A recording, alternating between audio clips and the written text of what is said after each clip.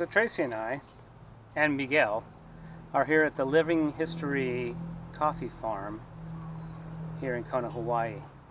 We're going to go on a little bit of a tour and check out what it looked like 100 years ago in the coffee plantation. Ready to go, Miguel? I don't know, with that foot, you're not looking very healthy.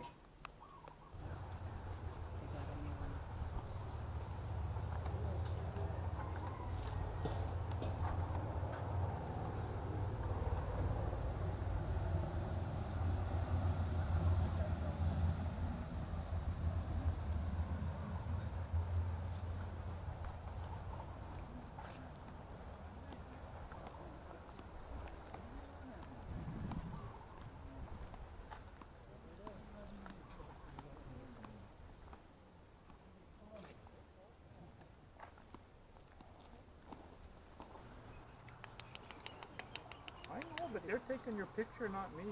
You can jump at them all you want to, but it's not going to do any good because he's still going to take your picture. Yeah.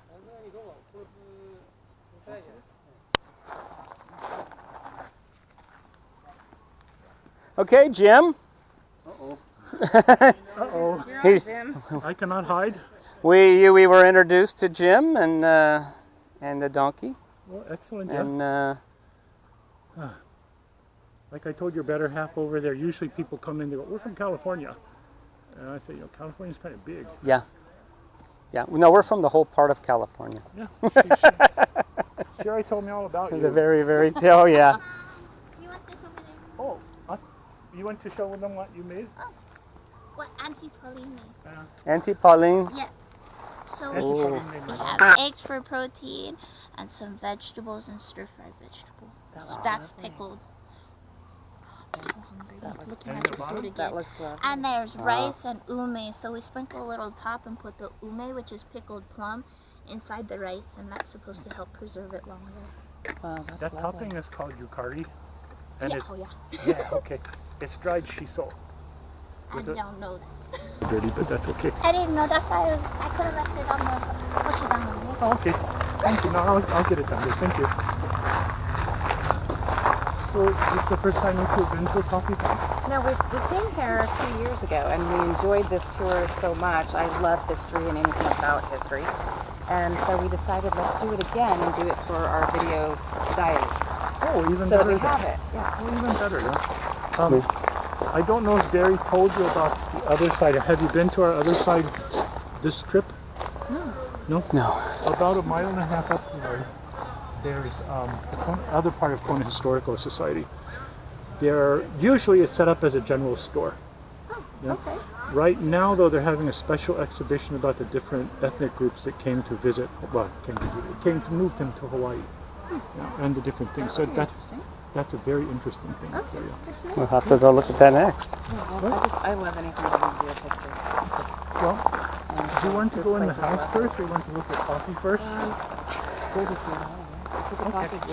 we'll run down to coffee first. Then. We'll do coffee first. Yeah.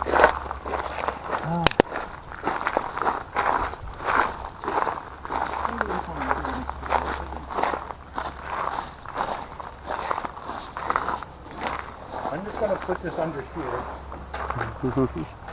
This underneath this building is the Hoshidana, and underneath the building, down here was used for storage.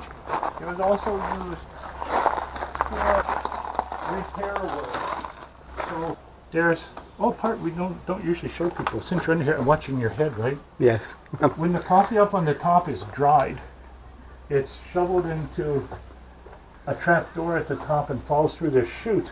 And just down at the bottom you can see, well, I'll go. You don't even need to come because it's kind of shaky. There's a trap door down here. A burlap bag would be done. The dried coffee falls into the burlap bag, put into storage down here. The other side of the building, I'm not sure about, well, in fact I am sure about this one, was used for living quarters. So Oh, okay. if you would come, being single now, this is if you're single, Yeah. you would come, you don't really need a big house, but you do need this building. So half of it would be for your building or your living quarters, the other half for storage and things. Yeah, they're set up that way. Let's see.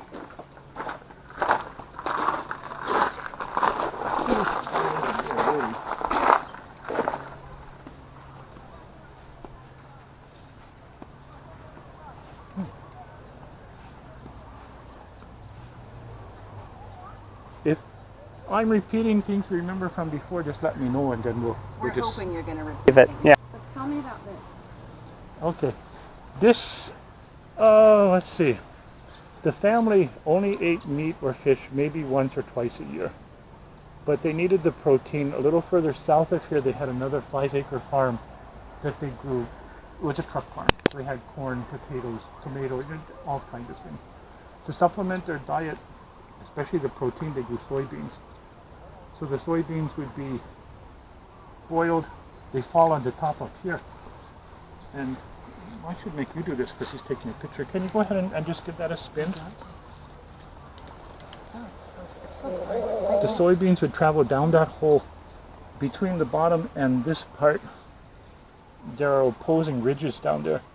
It grinds the soybeans, producing soy milk. The soy milk would come out the front, yeah, and either used just for drinking, or they would make tofu or other things from the soy milk. So like an old stone ground mill for flour, Yeah, things like well, that. here they used it for soybeans, but Yeah. the same thing was used for flour. Mm-hmm. In Japan, they grind buckwheat with it to make noodles. I mean, it's the same thing. That's awesome. The thing that's different about this one, really unusual, it's made from lava rock. Usually they're made from granite or some other hard stone, but this one was, well, naturally here, right? So that, yeah, it was made from that. Yeah. I probably need that. Oh. The coffee trees that you see all have coffee cherries on them. The larger ones that you see towards the top, the blooming was in January sometime. Oh, okay. But this year they also bloomed February and March and in April. So the larger ones you see at the top were January. These medium-sized ones, and they'll be on all the different trees. This is either February or March. And the little tiniest ones, just by my finger, this is the last blooming, so in April. Now, is this typical that they bloom so many times, or is this a unique year? Usually they bloom 3 times. Yeah. And this year, whether maybe from the bog from last year, I don't know, they bloomed the 4th time, major bloomings. Yeah. Then from flower to full size to ripening takes depends who you talk to, depends on the weather, 7 or 8 months. So the ones in January would be starting to be picked in the beginning of September, end of August, beginning of September. They'll go from that color, this one's starting to lighten already, you can see how the color lightens. Yes. And then from the blossom end, they start to turn red. And I found some this morning. Yeah. Oh, yes. They will look like that when we start to pick them. More red than green, we can go ahead and pick them. Yeah. The only reason these are turning red right now, they've been bitten by the coffee borer weevil. Oh. So if we would, oops. So they would automatically try to ripen. You can see the weevil There right he is, there, crawling yeah. right there. Yeah. Yeah, there's another one right there. Mm-hmm. Yeah. Wow. So that's why they've turned red earlier. Yeah. So did the weevil take nutrients out of it that would normally cause it to Well, what it's going to do, in nature? and I think I've got, and I don't know about this one, they'll bore into the coffee bean itself.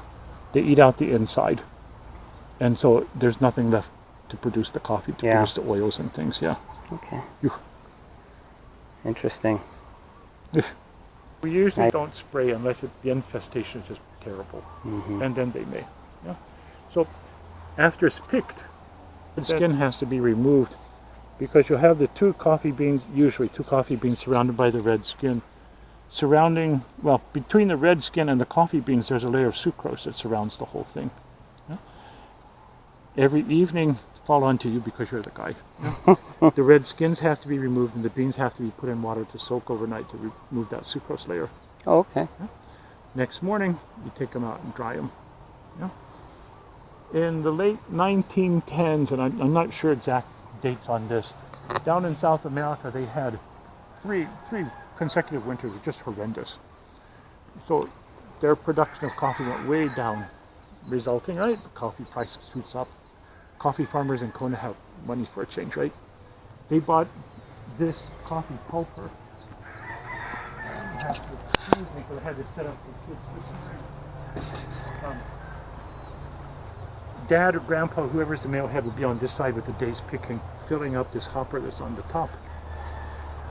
We'll remove the hopper just so you can see how it goes. So this would literally take the skin off of it. Yeah. As this spins, these little nubbins, these nail heads that you see, will draw the coffee cherries down into those two slots. And the distance or the gap between the steel plate and the cylinder narrows as it goes down, so these will strip that red skin off. Up to there I'm fine. Now this part I don't know how it works.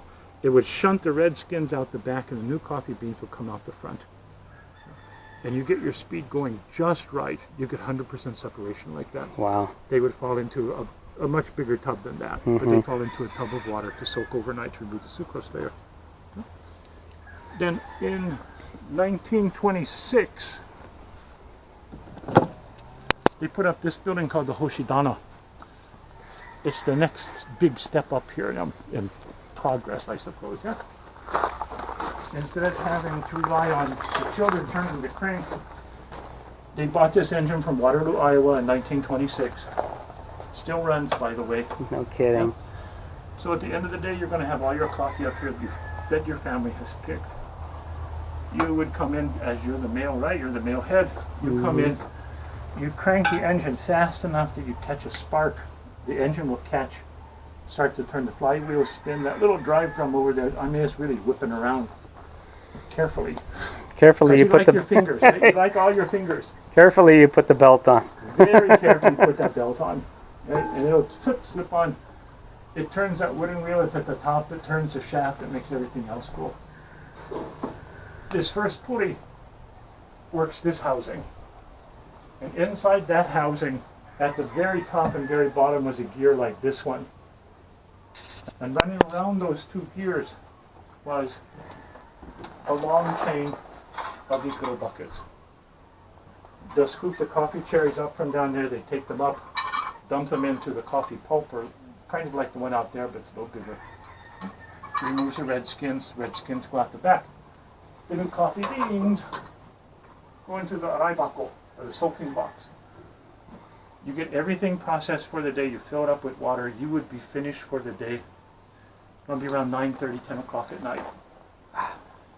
You go in the house, you eat dinner, take a bath, and you go to bed, because the next morning you get up at 2:30 and come out of the house again. Do it all over again. And do it all over. Just like A I long talked day. out there, right? Yeah. The bad ones, the coffee borer weevils have eaten, are hollow, so they float. Use a skimmer like one of these, skim off the trash on the top, throw it in the compost too. The good beans get scooped up and put out the window. Fire up the engine again, which wakes up your better half. She's going to make breakfast and lunch for you, hopefully. And She listens for the motor to know when to start cooking. yeah, and that's when she gets started, right? Now, for a long time, I don't have this out because it was raining. Yeah. We have a big piece of burlap, and the coffee would be dried on burlap. At nighttime, the burlap would be put under the roof so it doesn't get wet if it rains like it did today. Yeah. And at nighttime, we put it away again. But in 1928, we put up our Hoshidana. And you can see we have different little patches up here. Each day's picking goes into a different place, dries. And now instead of having your wife and your kids take that coffee out, in the morning, you would send your oldest daughter, son, it doesn't matter. They would give it a push, and the whole roof is going to exposes it to the sun. If it starts to rain or the evening flows around, then all you have to do is get it doesn't take much. And it really flows really nicely, yeah? Yeah. The coffee will sit up here for about 10 days or so. Depends again on the weather. But in about 10 days, it's going to turn to a nice brown color. And, just take this a little bit. Yeah. And will look more or less like, well, like the stuff you see up there. And it'll look like that. Yeah. No, since the picking season is 4 months and it takes about 10 days to dry, now the farmer has to, shove stuff off. Mm-hmm. So I don't know if you have another free hand or not. You can take just one of those And one of his tests, well, the first test would be to look at the color and make sure the color is fairly uniform. And it is, yeah? Pretty much the same. Second test would be to hold it between thumb and index finger and press it. You should feel it crack. Yep. Yeah? And then you rub it a little bit. This outer parchment skin will come off. And how easily that comes off is, you know, the next step. If it's nice and dry, it'll come off easily. And if not, it doesn't. You're finally down to the coffee bean. Finally. Yeah. But nice and dry. So with that parchment covering still on it, we put it back down that chute into burlap bags for storage. If we keep the parchment covering on, yeah, we can store the coffee down there a year, maybe a little more. Oh, wow. Yeah. When it comes off, like you just did, it lasts a week or more before the oils inside start to leach out and you start to lose flavor and you start to lose aroma. No. If it's, sorry, where were you from? Northern California, Okay. Reading. That's right, yeah. If they're going to ship this off to California, at the time they would have shipped it like this just because of the time it took to go from here by boat. Now they could ship it like that. But this one is the part that goes into the coffee roaster. Yes. Yeah? It's lost roughly 90% of its moisture content from picking it off the tree to that stage. Wow.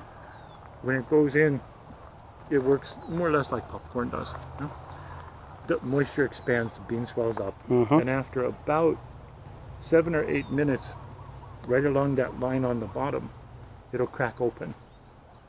And when that cracks open, the oils inside come out, and those oils reach a smoking point or burning point, and it turns from that color to the black. yeah, to the black, dark brown color of coffee. Yeah. Yeah. See? There, you got the 10-minute tour. Well, thank you so much. You're very welcome. That was great. The other half ran away to the house. Yeah, she's inside. She's probably trying to talk her out of that coffee mill again.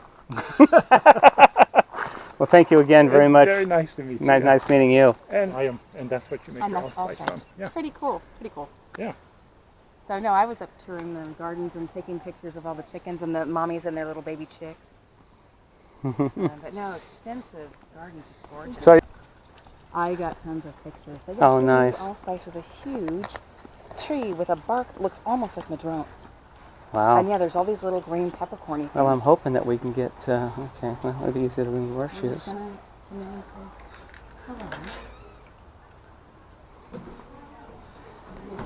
But yeah, you're gonna want to film this while we have a minute.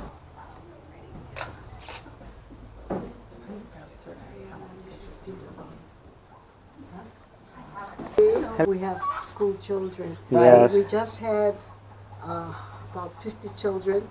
The second group is coming in about 10 minutes. Right. That's why we're hurrying. Yeah, so come on So off we in. go. So, Go.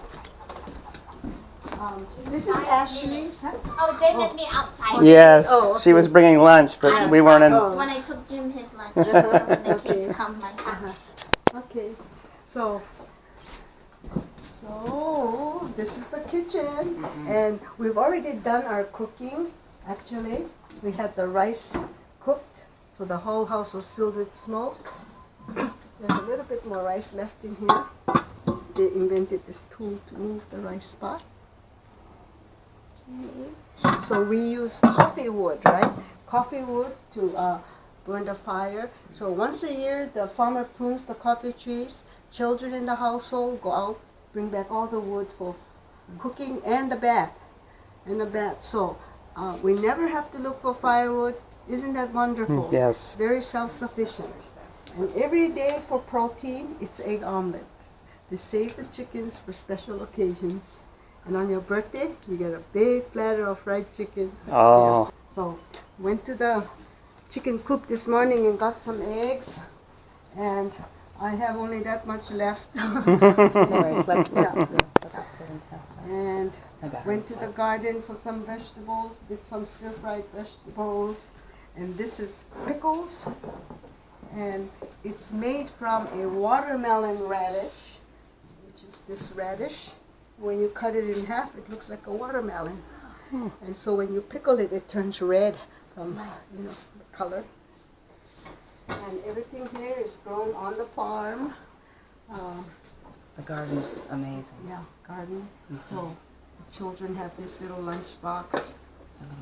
And I'm waiting for the children to come because I'm going to make a lunch for them. Yeah. And we get our water from the tank there. The rain, And, rain capture. Rainwater, Yeah. and dust and insects fly in, so this is our filtering system. And that is a tobacco bag. I was just gonna ask if that was a tobacco bag. It is. So They this, use the tobacco bags for a lot of. right. So this never went to waste. It got recycled. Yeah. And also, when I wash the rice pot, there's grains of rice stuck to it, and even those grains of rice don't go to waste. Because when I bring the pot here to wash it, the chickens, they all know. They all gather out here, and so I wash the pot, and the water just flows down here. Okay, so I wash the pot, I drain it, the chickens eat all the rice, water goes further on, ends up in a wet spot, they plant something. Oh, nice. So Yeah. very Yeah. self-sufficient Yes. they make it, and very simple. You couldn't waste anything in the Right. old days. And in all my years living on the farm, never found anything in here. No one ever got sick. So Wow. very nice, clean rainwater. Mm-hmm. Today we get well water. Okay. County provides well water to all the residences. Mom, after she cooks, she'll make some coffee. But they were drinking tea in Japan, so they had to get used to farming the coffee and drinking it. I love the grind. You do? It's Okay, my favorite part of We'll this have you whole grind tour. some. Oh, It's my favorite part of it. she's been. I want one. She can't find one. These were grown, roasted at home Oh, they smell. over the fire They on the. smell delicious. You drink coffee? I do. So we're gonna grind some here. Okay. So you do the grinding. 100 years old, but it still works. I won't empty it because I know the kids are going to want to play. Everybody But I likes love this that. grinder. Yeah, I love that. Can you smell it? I do. It smells wonderful. Yeah, we've been trying to find and replicate. This, I want this. I love that 100 years and it still works. Yeah, it still works. You know, I love all the old things. They Oh, yeah. last forever. Well, that's why. Yeah. Why we wanted to come back and film, because we wanted to show everybody and we wanted to be able to remember it. Oh, okay. So coffee leaves, coffee sticks, and coffee berries were what the children played with, because that's what was all around. The toys. Yeah. So these are dolls. These are little dishes. They're serving coffee. That's made with 2 leaves of coffee. This is 1 leaf. We have a ballerina here. Oh. So actually, it's a coffee shoot from the tree. Palmer plucked it off the tree. The girls retrieve it, and they get some azaleas. And then it's this way, and then you get a coffee bean. It's not coffee season, so the beans are all dried up. But during coffee season, it's so beautiful because the beans are red and very nice. I can't get that in. I'm blind. There she is. There you go. This one has a long green gown on, and she has long arms. Yeah. Means a good season. Yeah. The boys play with this. Can you stick your finger out this way? Yeah. So what they do is get the biggest one there, and we put this on top.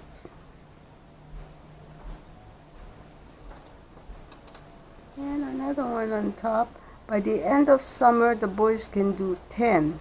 They can do 10. And then they will create their own contests or games, like run races and stuff.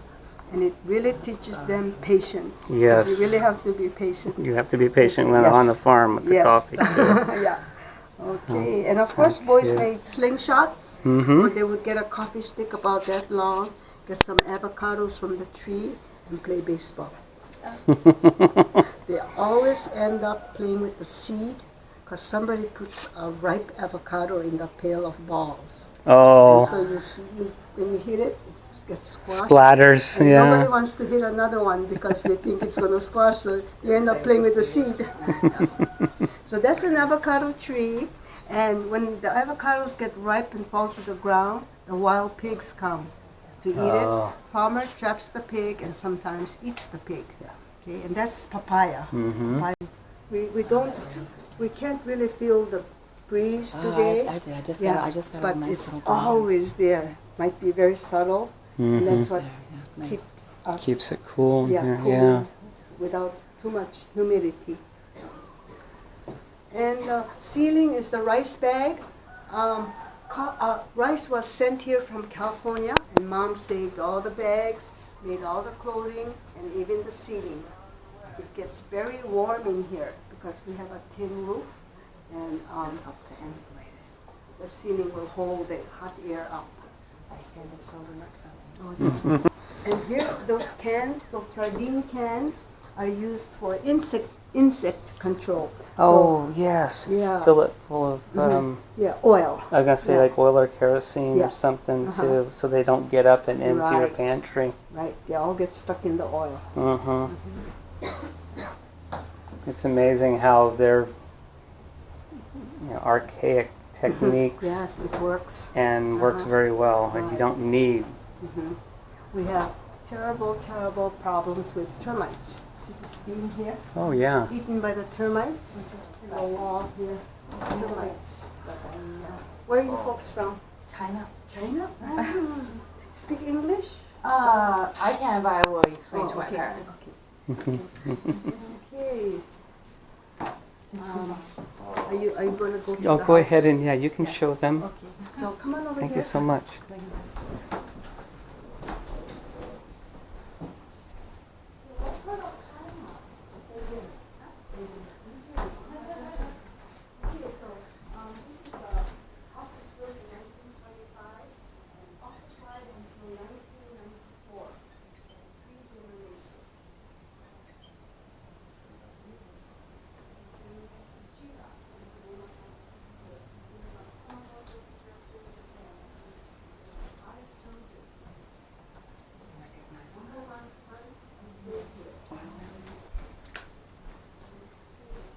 Oh yeah.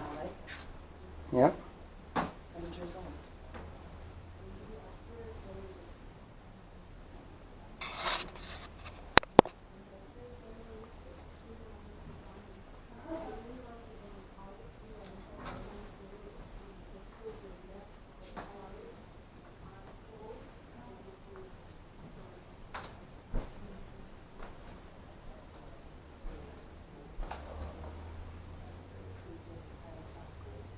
And the offering that's lit every day,